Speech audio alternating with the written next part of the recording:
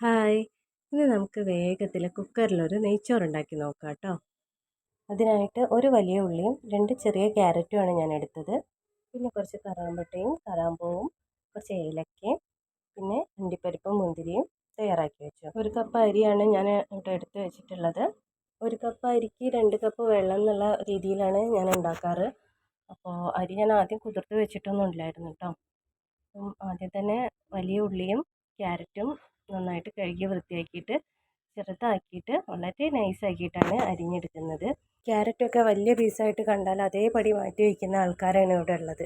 അപ്പോൾ അതുകൊണ്ട് തന്നെ നമ്മളത് അത്രയും നൈസാക്കിയിട്ടാൽ പിന്നെ അത് പെറുക്കിയെടുക്കാൻ കുറച്ച് ബുദ്ധിമുട്ടുണ്ടല്ലോ. അപ്പോൾ അങ്ങ് കഴിച്ചോളും. അതുകൊണ്ടാണ് അങ്ങനെ ചെയ്യുന്നത്. അത് റെഡിയാക്കിയ ശേഷം നമ്മൾ ഒരു കുക്കർ അടുപ്പത്ത് വെച്ചിട്ട് നന്നായിട്ട് ചൂടാക്കും. അതിലേക്ക് പിന്നെ ഞാൻ മിൽമയുടെ നെയ്യാണ് ഉപയോഗിച്ചത്.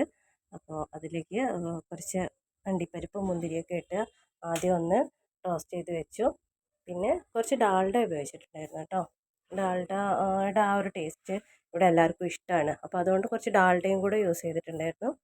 അത് നന്നായിട്ട് ചൂടാക്കിയിട്ട് അതിലേക്ക് പിന്നെ നമ്മുടെ പട്ട, ഗ്രാമ്പൂ, പിന്നെ ഏലക്ക ഇതെല്ലാം നന്നായിട്ട് ഒന്നിട്ട് വഴറ്റിയതിന് ശേഷം പിന്നെ നമ്മുടെ വലിയ ഉള്ളിയും ക്യാരറ്റും കൂടെ നന്നായിട്ട് മിക്സ് ചെയ്തു.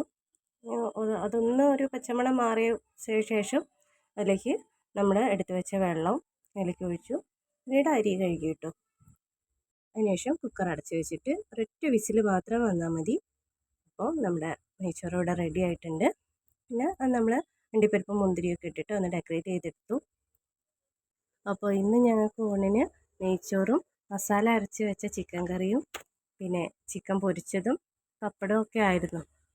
ഞങ്ങൾക്ക് അധികം ചോറും പച്ചക്കറിയും മീൻകറിയൊക്കെ തന്നെയാണ് കേട്ടോ ഉണ്ടാവാറ്.